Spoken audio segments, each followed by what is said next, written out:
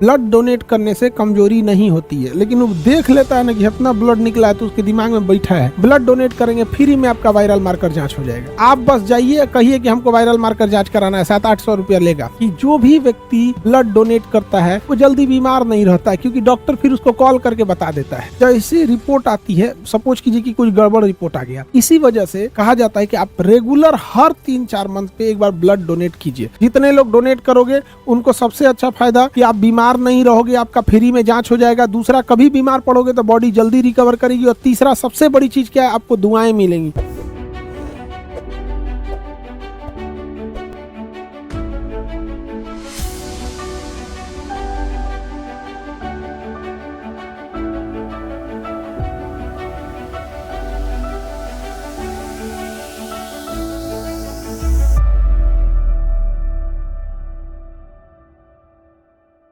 Blood transfusion के time पे हमें किस किस चीज़ों का ध्यान रखना चाहिए उसको हम लोग समझते हैं।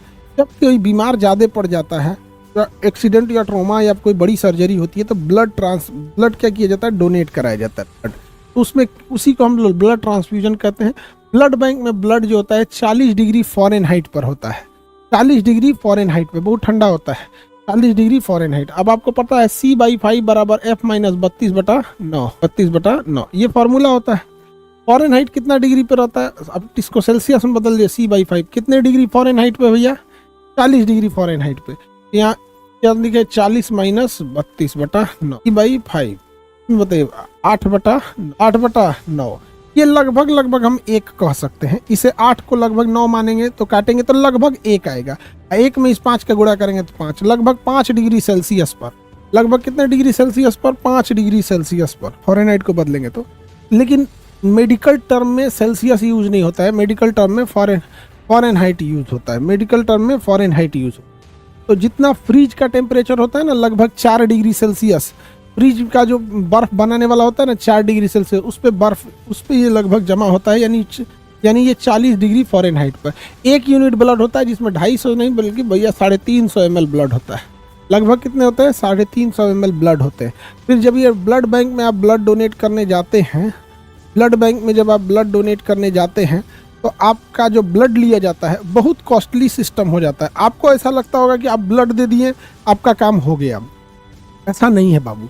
देखिए, जैसे आप ब्लड डोनेट करने जाते हैं, क्योंकि हम लोग स्टार्ट किए ना, अब हम लोग को बुद्धि खुल गया कि कितना इसकी चीज़ है।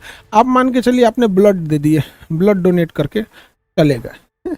आप ब्लड डोनेट किए और चले गए। अब देखिए, आपका ब्लड तो बन जाएगा 24 घंटे में, आपका ब्लड वापस 24 घंटे में बन जाएगा। ब्लड डोनेट करने से कमजोरी नहीं होती है, लेकिन वो देख लेता है ना कि इतना ब्लड निकला है तो उसके दिमाग में बैठा है, इस वजह से उसको दिक्कत होने लगता है।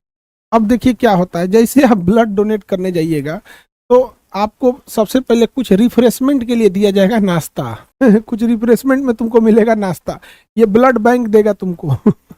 उसके बाद देखिए आपके ब्लड बैंक में क्या होगा, ब्लड टेस्ट होगा, वायरल मार्कर। जितनी भी बड़ी बीमारियां हैं, चाहे वो HIV हो, हेपेटाइटिस, मलेरिया, सिफिलिस या जो भी ब्लड से फैलने वाली बीमारी, पूरी बीमारियों की क्या होती है, जांच होती है। अब इसका भी खर्चा कौन उठाएगा, ब्लड बैंक उठाएगा।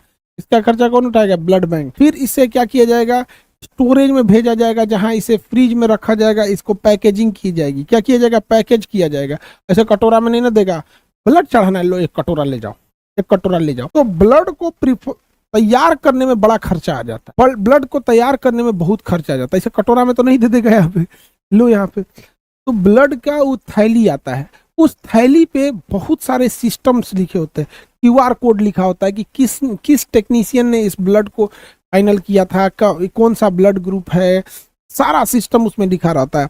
और उसको ठंडा करके रखना होता है और उसको मूवमेंट कराया जाता है। ये नहीं कि ऐसे रख दीजिए, हल्का हल्का वो क्या करते रहता है, मूव करते रहता है। इसे चुपचाप छोड़ दीजिएगा ना, जम जाएगा ब्लड, क्या हो जाएगा, जम जाएगा। तो जब उसमें ऐसा नहीं है कि अपने घर के फ्रिज में रख दीजिएगा, ब्लड जम जाएगा। उसके अंदर हल्का हल्का इसे मूवमेंट होते रहता है। ये फिर ब्लड थैलिया इसे मूव करेगा हल्का हल्का, नहीं तो इसे छोड़ देंगे तो जम जाएगा। तो ये सारा प्रोसेस होता है। यही वजह है कि जब आप ब्लड खरीदने जाइएगा तो आपसे पैसा मांगेगा।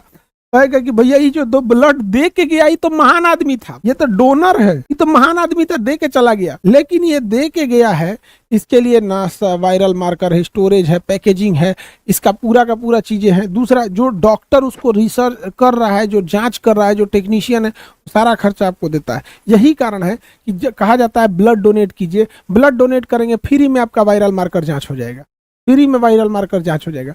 आप बस जाइए, कहिए कि हमको वायरल मार्कर जांच कराना है, 700-800 रुपया लेगा। लेकिन अगर आप ब्लड डोनेट करने जाइएगा तो तुरंत आपको क्या किया जाएगा, वायरल मार्कर का जांच किया जाएगा फ्री ऑफ कॉस्ट।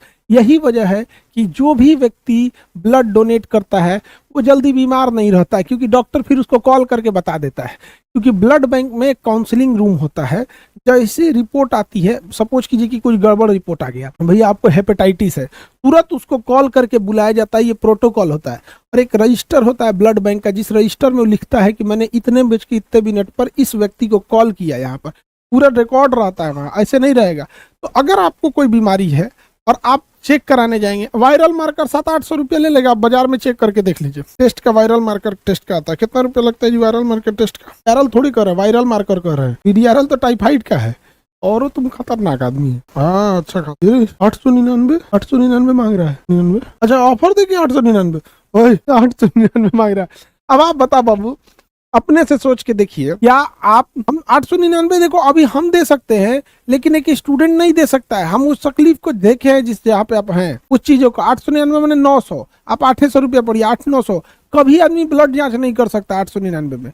आपको क्या लगता है हर 3 मंथ 4 मंथ पे आप 899 रुपया में ऐसे जाएंगे हमारा ब्लड जांच कर दीजिए? नहीं जाइएगा। इसी वजह से कहा जाता है कि आप रेगुलर हर 3-4 मंथ पे एक बार ब्लड डोनेट कीजिए। हर 4 मंथ पे आपको एक बार ब्लड डोनेट कर देना चाहिए। इससे क्या फायदा है कि आप बताइए, आपका जो ब्लड है, आपका जो ब्लड है, इसमें क्या चीज ही है? मेन चीज क्या है? आरबीसी है। जीवन काल 120 दिन। आप दीजिए, डोनेट कीजिए, ना दीजिए स्पेलिन में जाके मर जाएगा, स्पेलिन में जाके मर जाएगा। WBC आप दीजिए या मत दीजिए, जीवन काल 4 दिन, ऐसे ही मर जाएगा। जीवन काल कितना दिन है? 4 दिन, ऐसे ही मर जाएगा। आपके ब्लड में क्या है? प्लेटलेट। जीवन काल 7 दिन, आप दीजिए या ना दीजिए मर जाएगा। तो बाकी बचल कौन सी ब्लड में? प्लाज्मा। प्लाज्मा में पानी है, बाकी बचल प्लाज्मा। प्लाज्मा में क्या है? पानी है। तो आपको ये लगता है कि आप 4 मंथ पे ब्लड नहीं देते तो बहुत महान आदमी है? बबुआ, तुम गड़बड़ आदमी है। तुम ब्लड डोनेट कर दो, ब्लड डोनेट कर दो। जैसे ब्लड डोनेट कीजिएगा, आपका ब्रेन आदेश देगा आपके बोन मैरो को कि आरबीसी की कमी लग रही है, एक्स्ट्रा बनाओ। क्या बनाओ? एक्स्ट्रा बनाओ। तो आपका ब्लड, आपका ये जो बॉडी है, खटाखट एक्स्ट्रा बनाएगा। ठीक है, तो उसके बाद मान के चलिए फिर आप 4 मंथ बाद डोनेट कर दिए, फिर आपका ब्रेन कहेगा एक्स्ट्रा बनाओ। क्या करो? एक्स्ट्रा बनाओ। तो धीरे धीरे धीरे धीरे आपकी बॉडी ना अभ्यस्त हो जाएगी। और इनकेस कभी आपका एक्सीडेंट हुआ, कभी आप बीमार पड़ गए सीरियस, आप में ब्लड की कमी हो गई या कुछ बीमार पड़ गए, तो ब्रेन को लगेगा कि इससे लगता है फिर डोनेट करके आए, कहेगा एक्स्ट्रा बनाओ, आप रिकवर जल्दी हो जाएंगे। तो एक बार जो ब्लड रेगुलर डोनेट करता है, कई बच्चा कहता है कि सर आपका प्लेटलेट 3,99,000 कैसे है? मतलब लगभग 4 लाख है, समझे? लगभग 4 लाख है। 3,99,000 कैसे? हम लोग डोनेट करते रहते। अभी एक आदमी को प्लेटलेट दिए 50,000, 70-80 हजार प्लेटलेट दिए, तो भैया लगभग 3,99,000 मैंने 4 लाख प्लेटलेट में हम 70,000 दिए तो क्या हो गया? लेकिन उस इंसान की जान बच गई, उसका 22-25 हजार आ गया था प्लेटलेट। बच जाते हैं, लेकिन एक दिन का गैप करिएगा, चला आएगा 10,000 8,000 रुपये गए काम से। ठीक है, तो आप लोग को डोनेट करने से फायदा ये होता है कि पहला आप अपने शरीर में लेके सड़ा रहे हैं, दूसरा आपको फ्री में आपको क्या हो जाती है? जांच हो जाती है। Viral marker, viral marker, viral marker में बहुत सारे टेस्ट आते हैं। इसमें HIV आ जाएगा, इसमें हेपेटाइटिस आ जाएगा, हेपेटाइटिस, इसी में आपका सिफिलिस आ जाएगा, सिफिलिस, और इसमें मलेरिया आ जाएगा। सिफिलिस जो होता है सेक्सुअल ट्रांसमिटेड डिजीज में आ जाता है, गुनोरिया और टाइप में, तो ब्लड में आ जाता है, VDRL टेस्ट वगैरह में, इस सब में अच्छा आ जाता है। विडाल अलग चीज होता है, VDRL अलग होता है। विडाल अलग है, VDRL अलग है, समझा गया कि नहीं? तो सब डोनेट कर सकते हैं, किसी को दिक्कत? आगे बढ़े। और हार्ट के मरीज को ब्लड डोनेट करना चाहिए। ये आप अपने हार्ट के डॉक्टर से मिलिए। हार्ट वालों को हम नहीं कहेंगे, क्योंकि वो ब्लड पंपिंग एरिया है, ब्लड पंपिंग एरिया है वो जो है। बाकी आप लोग यंग हैं, आप लोग को दिक्कत। सर मेरा प्लेटलेट 6,36,000 हो गया था, तो कुछ आपको थोड़ी सी हेल्थ इशू आई होगी, दवाइयां वगैरह चली होंगी, इस वजह से हो गया। अभी नॉर्मल आ गया होगा, अभी नॉर्मल आ गया होगा। स्टूडेंट डोनेट कर सकते हैं? बिल्कुल डोनेट कर सकते हैं। जितने लोग डोनेट करोगे उनको सबसे अच्छा फायदा कि आप बीमार नहीं रहोगे, आपका फ्री में जांच हो जाएगा। दूसरा, कभी बीमार पड़ोगे तो बॉडी जल्दी रिकवर करेगी। और तीसरा सबसे बड़ी चीज क्या है, आपको दुआएं मिलेंगी। इसका जान आप बचाए हो, सोच सकते हो उसको कितनी दुआएं मिलेगी।